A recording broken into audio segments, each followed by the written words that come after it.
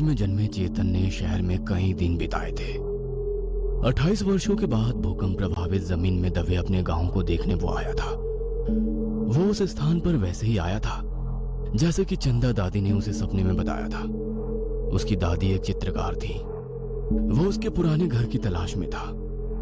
भूकंप से प्रभावित उन गांवों में उसका घर एक टीले के बगल में था, लेकिन भूकंप के कारण चट्टान गिरने से यह जमीन में दब गया। वो अपने घर के पास पहुंचा। 28 साल बाद केवल खंडहर ही रह गए थे वहां। उसमें मिट्टी थी और घास थी, साथ ही जगह जगह बबूल की लंबी झाड़ियां उग रही थी। चेतन पूरे बंजर गांव देख ही रहा था कि वो गुफा में पहुंच गया, जहां हर घर के खंडहरों में कई लाशें दब गई थी। वहां पर केवल कंकाल रह गए थे। उसकी दादी ने सपने में उसे जो कुछ बताया था वो वैसा ही कर रहा था। उसने उस गुफा के अंदर दीवार पर खुदी हुई एक तस्वीर देखी। वो तस्वीर नहीं थी, बल्कि एक चित्र से बनाई मूर्तिकला थी। उसे चित्र शिल्पी कहा जाता था, जिसमें एक मृत व्यक्ति के कंकाल को जानवरों की खाल में लपेटा गया था और चित्र बनाने के लिए मिट्टी से लेप दिया था। उस चित्र को बनाते समय चंदा दादी ने अपने खून का इस्तेमाल किया था। उस तस्वीर के बगल में सबसे नीचे एक संदूक था। उसने उसे खोला। उसमें एक कपड़े पर कंकाल की रक्त चित्री कैसे बनाते हैं ये विधि लिखी हुई थी। उसे समझ नहीं आ रहा था कि उसकी दादी उसके सपने में बार बार क्यों आ रही थी और उसे इस जगह के दृश्य बार बार क्यों दिखा रही है। चेतन की हालत बहुत बुरी थी। उसके पिता और मां अस्पताल में बीमार थे। इलाज के लिए पैसे नहीं थे। उसने अपने छोटे भाई राजू को उस स्थान पर रखा था। वो इस जगह पर ऐसे बुरे सपने की खोज करने को आया था। उसने सोचा कि उसकी स्थिति इतनी खराब और भयानक है कि उसकी दादी को यह हालत सहन नहीं हो रही और वो बेचारी अपनी मृत्यु के बाद भी उसकी मदद करने के लिए उसे यहाँ बुला रही है। भूकंप में उसकी दादी उसी घर में दब गई थी। वह मूर्ति के पास पहुंचा और मूर्ति के नीचे जो संदूक था उसके अंदर के कपड़े को साथ लेकर निकला। उस कपड़े पर रक्त छवि बनाने की रस्म लिखी हुई थी। वहां से वापस जाते समय उसने पीछे से दादी की आवाज सुनी। उस आवाज को सुनकर वो भ्रमित हो गया और इधर उधर देखने लगा। उसकी दादी उसे बुला रही थी। पोते, इसे केवल पैसे के लिए इस्तेमाल करो। इस कपड़े को पूरे अनुष्ठान को पड़े बिना वापस मत करना। बुरे काम के लिए इसका इस्तेमाल कभी भी मत करना, नहीं तो तुम्हें इसकी बड़ी कीमत चुकानी पड़ेगी। दादी ने मुझसे ऐसा क्यों कहा? वो इस बारे में सोचने लगा और वो वहां से विस्थापित गांव स्थान पर आया और रुक गया। उसने अपने चचेरे भाई के घर भरपेट भोजन किया और रात में उसने मंदिर परिसर में एक पेड़ के नीचे उस संदूक को खोला और उससे कपड़े को निकालकर कंकाली रक्त चित्री शिल्प कैसे निकाले इसे पढ़ना शुरू किया। रक्त चित्री पेंटिंग के लिए सबसे पहले एक मरे हुए आदमी के कंकाल की जरूरत थी। उसे उस कंकाल को लेकर एक दीवार में तराश कर उसमें ठीक से फिट करना था। उसे लगाने के बाद उसके ऊपर किसी जानवर की खाल लपेटकर उस पर मिट्टी का लेप लगाना था। मिट्टी का लेप करने के बाद उस मंत्रों का जाप कर चित्र को अपने रक्त से रंगना था। उस चित्र को चित्रित करने के बाद जिस व्यक्ति का कंकाल है वह व्यक्ति उसके अधीन हो जाती थी और वो सब उसके काम करती थी। जो भी काम उसने उस रात करने के लिए कहे थे वह सभी काम। चेतन सोचने लगा कि मेरी दादी को जब इतना सब कुछ पता था तो उन्होंने आज तक उसके पिता को यह विद्या क्यों नहीं पढ़ाई। उसको वो सपने में इस विद्या के बारे में इस तरह क्यों बताना चाहती है, ये बात अभी तक सामने नहीं आई थी। उसने उस विद्या के अनुसार कंकाली रक्त चित्र बनाने का फैसला किया। पैसे के लिए उसे कुछ भी करना मंजूर था। वह अगले दिन की अमावस्या की रात को अपने पुराने भूकंप प्रभावित गांव के लिए रवाना हुआ। हाथ में फावड़ा लेकर उसने एक बड़े साहूकार के घर के पास खुदाई की और उससे एक कंकाल को बाहर निकाला। वह ध्यान से कंकाल को उसी गुफा में ले गया। घोर अंधेरे में लालटेन की सहायता से उसने अपना काम जारी रखा। उस गांव में एक मरी हुई भैंस की खाल मिली थी। अपने चारों ओर उसकी खाल लपेटकर वह अपनी दादी द्वारा कपड़े पर लिखी गई रस्म को शुरू करने लगा। उसने कपड़े पर लिखे हुए रस्म की तरह मिट्टी भी लगाई और अपने खून से चित्र को रंगते हुए मंत्र का जाप करने लगा। कुछ देर बाद उस दीवार में लगे कंकाल और रक्त चित्र अजीब ढंग से थरथराकर हिलने लगे। उसे देखकर वो बहुत डर गया और आनन फानन में वहां से भाग गया।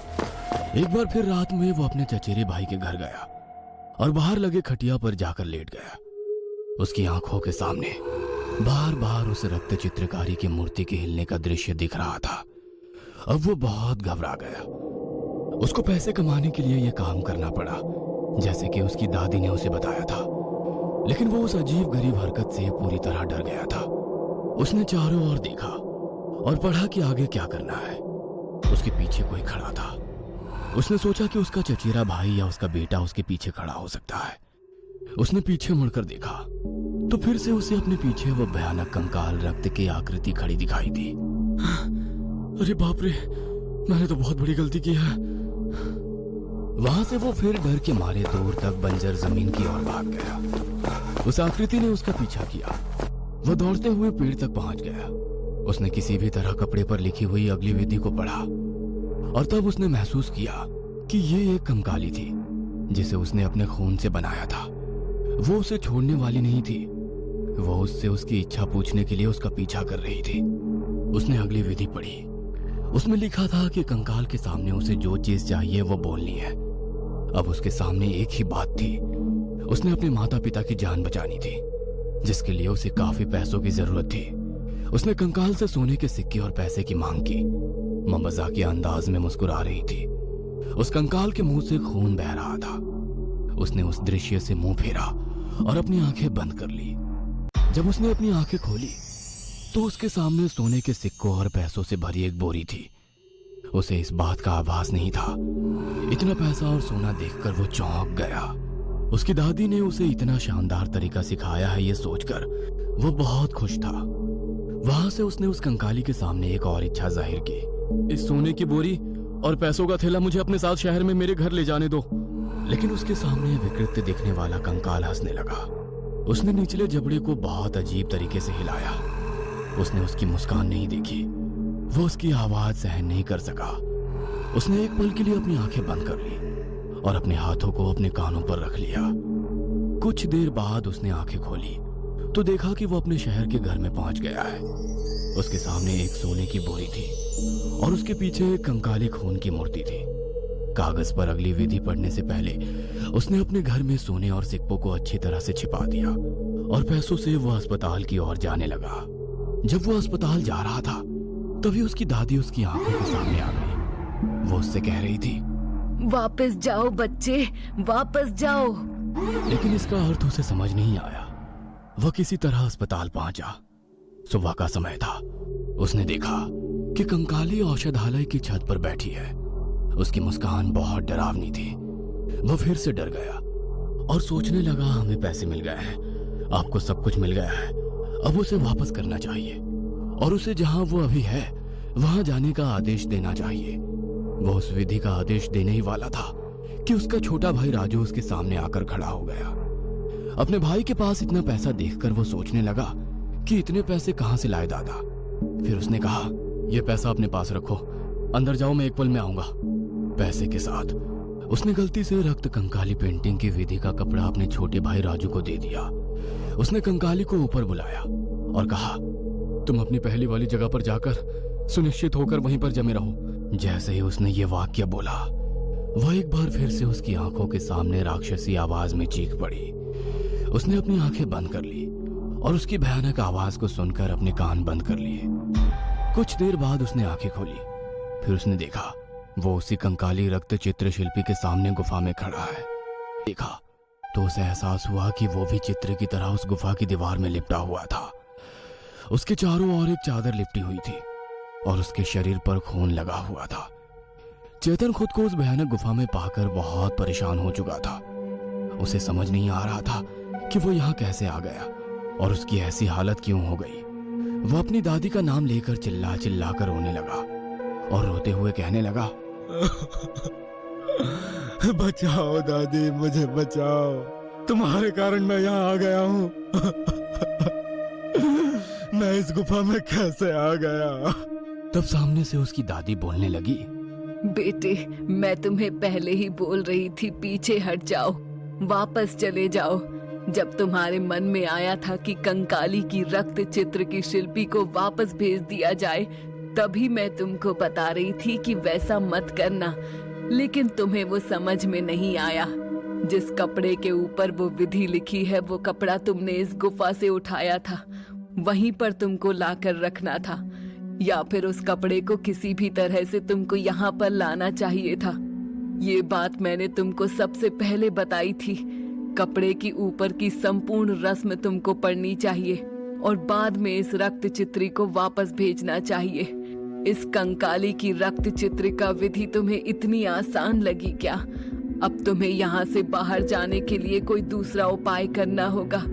तुम सवेरा हो जाने के बाद यहाँ से बाहर जा सकते हो, लेकिन रात को वो कंकाली की रक्त चित्र की शिल्पी तुम्हें यहाँ पर खींच कर लाती रहेगी और खुद के रक्त से तुम्हारे शरीर पर वो रक्त चित्र बनाएगी।